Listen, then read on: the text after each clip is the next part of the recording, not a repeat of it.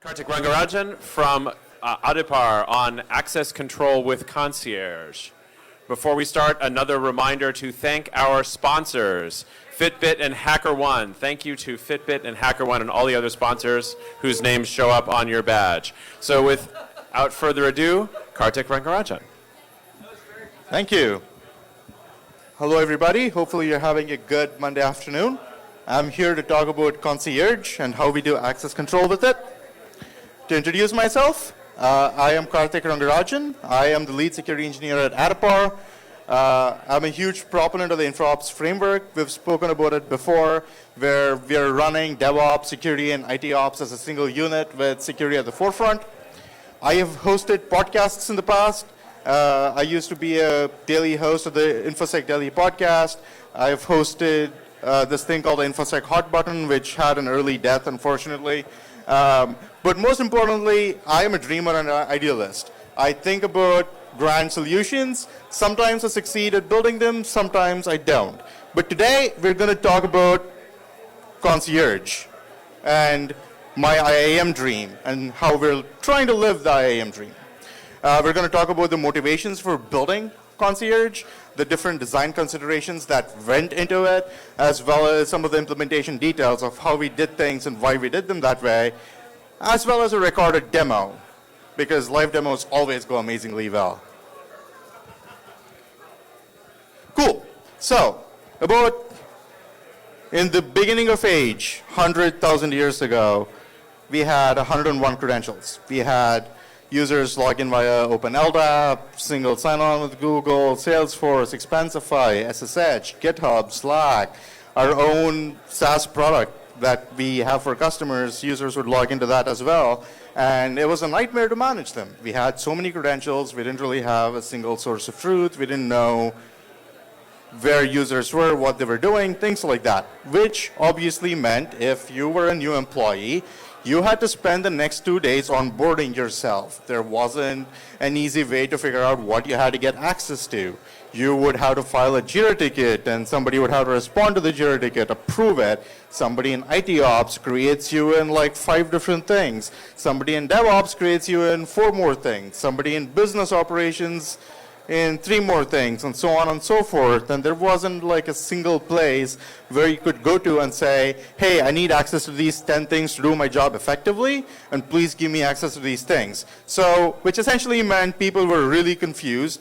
IT was really confused. I was really confused about where people were getting access to what, and it was just tedious.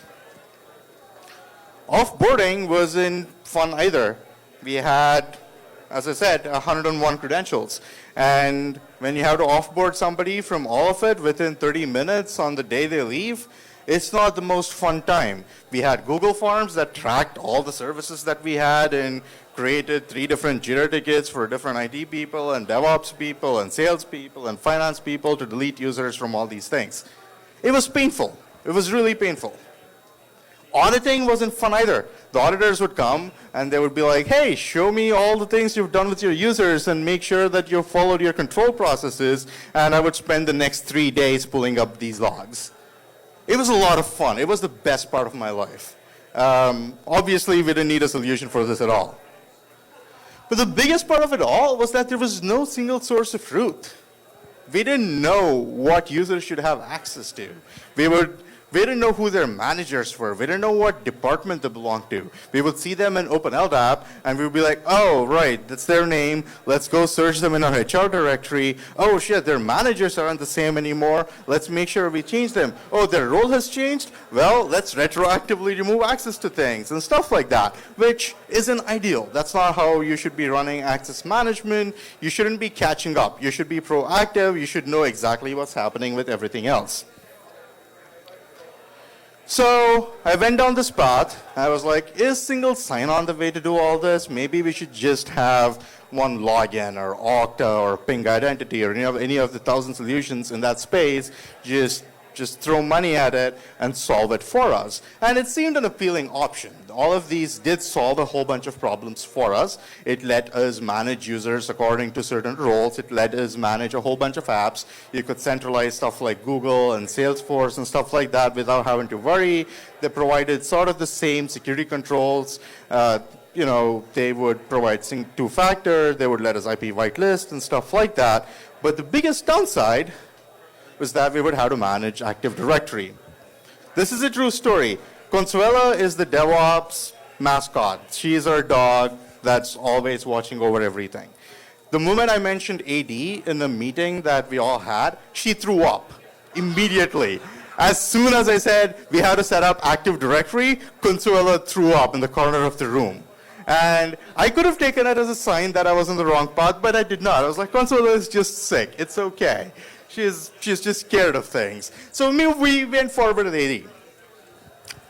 But before we set up AD, before we did all of that, we had to think about a system to actually manage these different moving parts. And there are a lot of moving parts when you set up something like this. So that's where Concierge came in. Concierge's main goal was to sync users automatically with the source of truth. And whatever that source of truth was, manage 80 users in groups so that you don't have to actually go to a Windows machine to do it. Manage access to applications depending on a user's role or a department or whatever else it might be. Centralize SSH access and other types of temporary access that users might have. Provide a centralized location for user access audit so that I don't spend 3 wonderful days going through logs of various different things. Most important of all, never, ever RDP into a Windows server. That was actually the biggest goal for Concierge. I don't want to RDP to things. So I was like, I'm just going to build something that prevents me from RDPing into things. There were a few design considerations that went into building something like Concierge. Mostly, it has to be extensible. If I'm building the solution, if we're doing this right, then anybody should be able to go in and change it to morph to their environment. I didn't want to build something specific for Adipar. I wanted to build something that anybody in the world with the same kind of problems could use. It had to be modular. What if you didn't use some of the same HR systems? What if you did not want to use one login? What if you don't use Salt or any of the same things that we use? Well, it still has to work for you. It shouldn't just break because you don't use some of the same things that we do. It should provide a RESTful API. I mean, great, we have a web app that we can manage users in, but if it can't integrate into anything else, that's completely useless. We have to have it integrate into other systems that we have in place, and it has to perform the same way across all the different users we have for it. Most importantly, I didn't want to reinvent the wheel. A lot of the problems in this space have been solved by somebody else. And I wanted to look at what problems have already been solved and just do the things that other people haven't done, or I'm not confident of the solutions that somebody else can provide. So, the biggest thing we started with was a single source of truth. Who works for you? At Adipar, we use Bamboo HR for our HR management system. It was our HR directory, and it is updated by our HR folks, and they manage all of it. However, using this, there were some kinks. If our IT systems depended on it, we had to make sure we told HR that there were now more dependencies on the system that they use for finance and other HR audit purposes. So if they change somebody's department, if they change what a department is called, if they change somebody's name, stuff like that, we had to know, we had to account for that, and we had to make sure they knew there was an interdependency. We couldn't work in a vacuum. We also had to have a single source of truth for who can access our systems. We had to track who had access to what and what groups they were in and stuff like that. And that's where Active Directory came in, how much ever it made me miserable. Active Directory tracked all of our users, all of our AD groups. It made sure we knew who had access to what. The other thing is, how do they log into systems? There's few systems that integrate with AD. But there's a lot of systems that don't. We had Google Apps, we had Salesforce, we had a whole bunch of things, and that's where we have one login come in to do some of the single sign-on and SAML authentication for us. So one login provided single sign-on for Google, Salesforce, Expensify, Bamboo HR, a whole bunch of other things that we use. And for a lot of other things, we just use Google's OAuth single sign-on. So one login kind of became our centralized place to manage users and systems and things like that. So what does it all look like? What does Concierge architecture actually look like? So we have Bamboo HR, which is our source of truth for who works for us. We have Active Directory, which is our source of truth for who has access to what. We have one login, which lets people access things. So what Concierge does is it pulls employee details from Bamboo HR, and it gets who they work for, what their department is, what their first and last name is, what their email should be, things like that. It pushes that Active Directory. Based on what department they're in, it adds them to certain groups. It allows our IT ops people to create new users and manage them within groups. If somebody's role changes, if somebody needs access to something that we automatically don't grant them access to, then it lets them manage groups and stuff like that within AD so that you don't have to actually manage AD. One login then just syncs with AD. There's a connector that pulls information from AD. There are roles and mappings and whatnot within one login that tells one login who has access to what, and they automatically get access to those things on day one without IT having to go in and manually do things. But one of the things we ran into was we use Linux servers. People SSH into it based on their public keys. We don't use AD for this. How are we going to manage this centrally?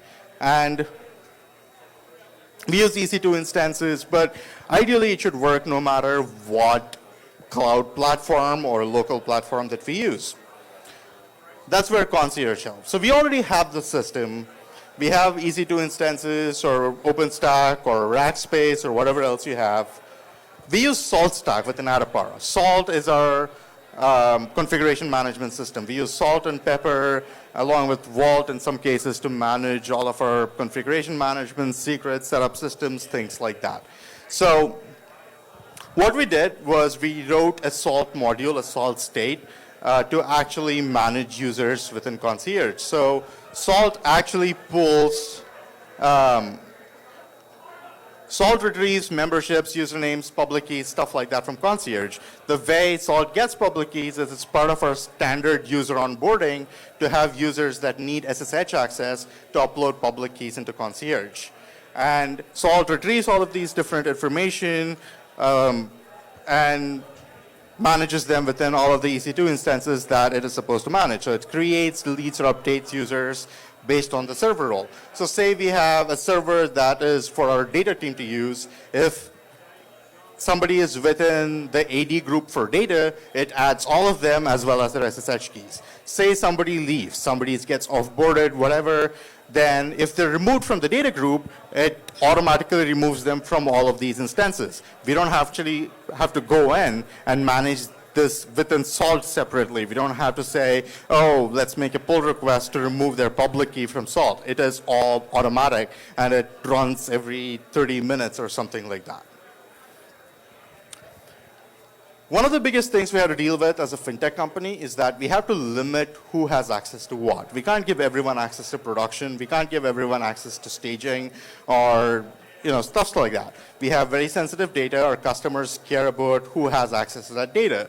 So we need to have ephemeral SSH access, ephemeral access to a lot of things, not just SSH, which means that we had to build something within Concierge, and we call this access services within Concierge. You want access to EC2 instances? Okay, Concierge will do that for you. You want access to AWS itself? Sure, we can set that up within Concierge. You want access to individual customer instances within Adapar to do support or help them on board or whatever it might be? We will manage that within Concierge. We even built something called Comet, which is automated environments that last for a period of 2 days that developers can run code on, do performance testing on, stuff like that. And all of that is managed within Concierge. The way we did that is by using Python metaclasses to sort of make this all kind of extensible and modular. So there is something called the dormant service interface, which any service has to extend and implement a whole bunch of methods. So each service will have to define how to create a user, delete a user, list all users within each access object, which is, if you have SSH, it would be a.adapar.com, b.adapar.com, stuff like that. So list users within each access object, list the different access objects that people can get access to.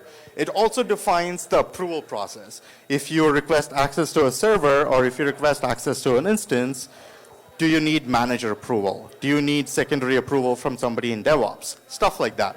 Each of the services will have to implement that. The whole goal of it was that if somebody is adding a new service, they don't have to think about how the backend works. They don't have to think about how the UI works. They should be able to extend the interface, and it should just be magic. It should just work without them having to think about maintaining users, without them having to think about deleting them once their access time expires, stuff like that.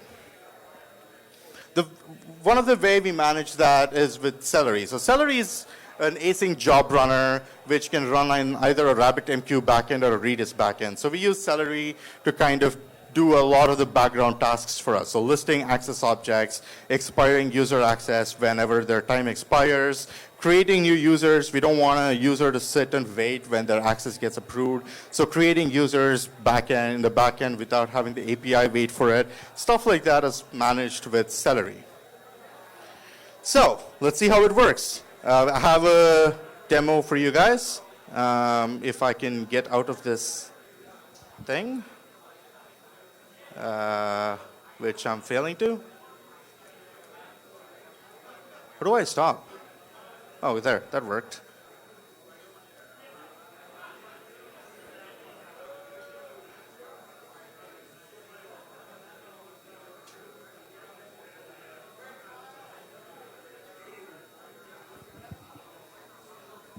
Okay.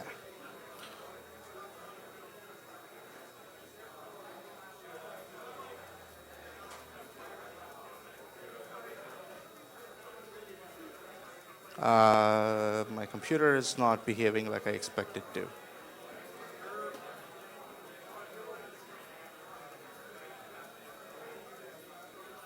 Cool. So this is Concierge. We built sign in with Google, so we use OAuth with Google to log in. The basic functionality which I talk about is managing the different employees. So I anonymized everybody so that you don't know who every single employee is, but these would be real names. So I just created a user, like these are all new users. I created a user, but before I created users, I wanted to show you this department mapping that I spoke about. Say somebody works in DevOps or InfoSec, you can say these are all the groups that they should be automatically added to based on their department. So if you go into user management and you actually create the user, then they should be automatically added to these departments. So some of the stuff is automatically populated, so you click create. So if you go back to user management and look at groups, one of the groups that they should be automatically added to is HackerOne. So they are automatically added. So let me add one more user just to show what happens when the user gets deleted. So if you go back in, somebody gets offboarded, whatever it is, you need to delete that user. That's great. Just click on delete. It'll make sure you want to actually do that, and it'll delete the employee. So now if you go back and get the list of groups again, and you look at HackerOne one more time, the person is gone. So there's only my user, which I added earlier. So that's great. Onboarding, offboarding, super easy. You don't have to think about it too much. You don't have to manually do a lot of this work. Other thing it can do is you can create API keys to access Concierge through any client that you want. We ship a Python client that is pre-configured, does a whole bunch of things. You can get your own API key, API secret. You can also manage your own SSH key. So if you want SSH access to servers and you want to get added things, you can get your own SSH key. You add it to the Concierge there. And next time somebody adds you via Salt, it should automatically take this key, put it in your authorized keys file. It should just work like magic.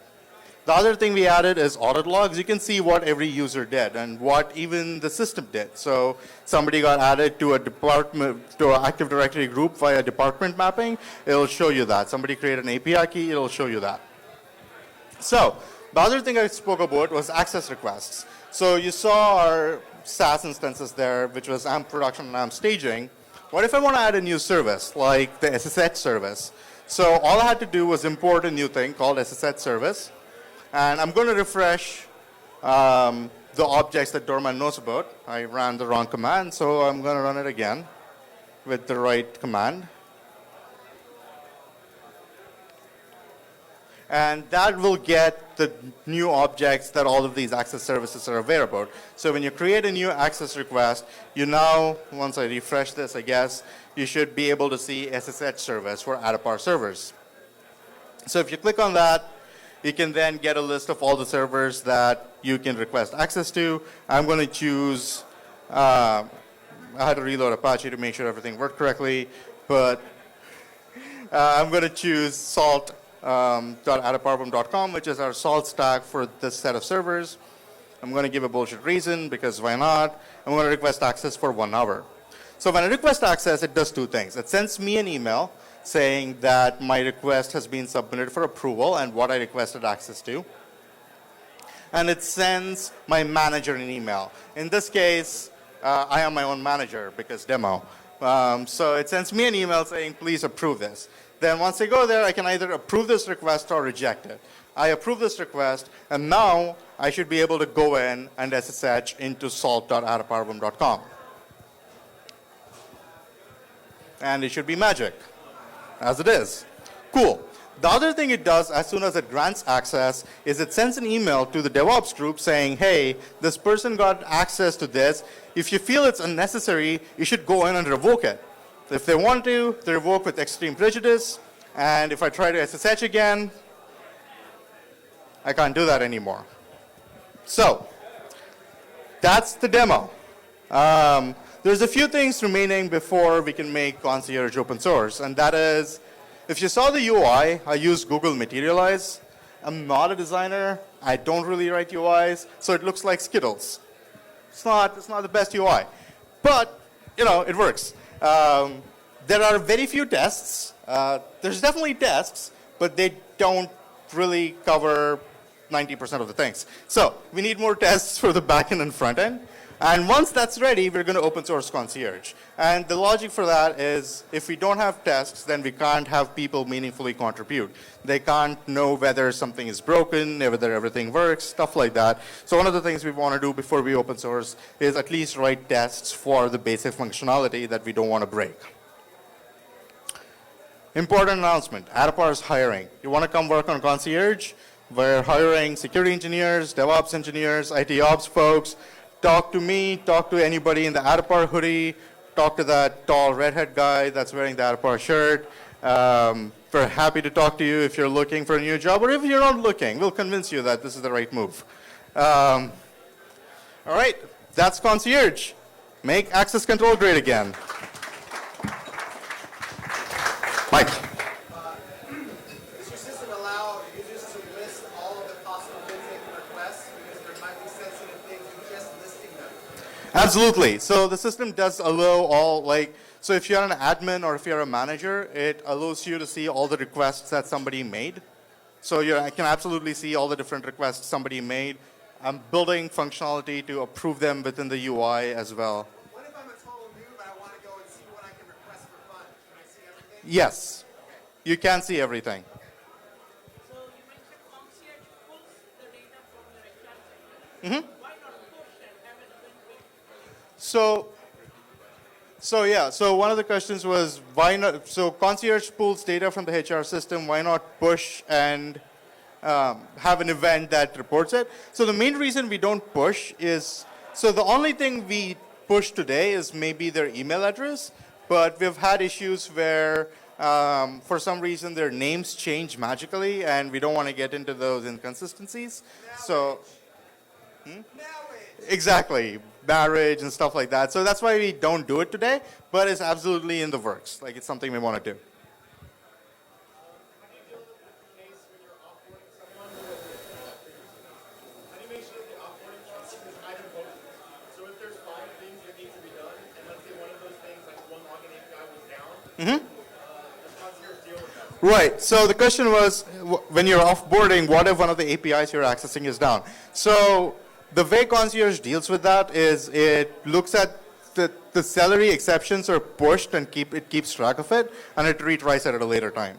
So it does look at that. And the other thing you can do with Concierge is you can tell Concierge what services to offboard them from, and it keeps track of that as well. And you can then go ahead and say, okay, they weren't offboarded correctly. Let me try this again. Other questions? So, kind of going through a similar issue right now, and one of the concerns from our IT department is like relinquishing control to concierge for that. So I'm wondering like what kind of QA process Sure. before you fully let it. Sure, absolutely. The question was, what QA process do you have before you had this fully take over everything? So, honestly speaking, our IT department couldn't wait for this. So our QA process was simply try it out and let me know if it breaks. And that's how we tested it. It was in place, and like when we launched it, there were a few bugs. I put myself on PagerDuty. They paged me when something went wrong, and yeah, like our QA process was honestly our IT people looking at it and stuff like that.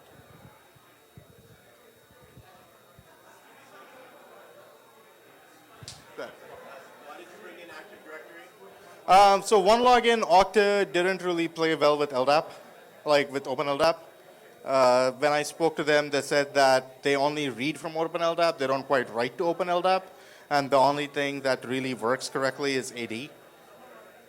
So that's why I had to bring in AD. Yeah.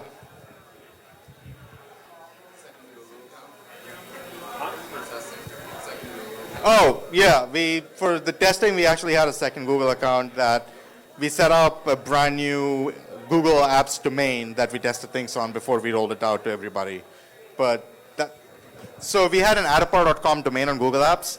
We set up adaparvam.com, and we tested it on the second account, made sure everything worked before rolling it out. Secondary Google Apps domain and the whole deal. Yeah, I forgot about that, sorry. Yeah. Other questions? All right. Thank you so much. Thanks very much, Karthik. From Fitbit, your Fitbit, our sponsor. Thank you very much. We'll be up again at 4:10 with Jeff Mann on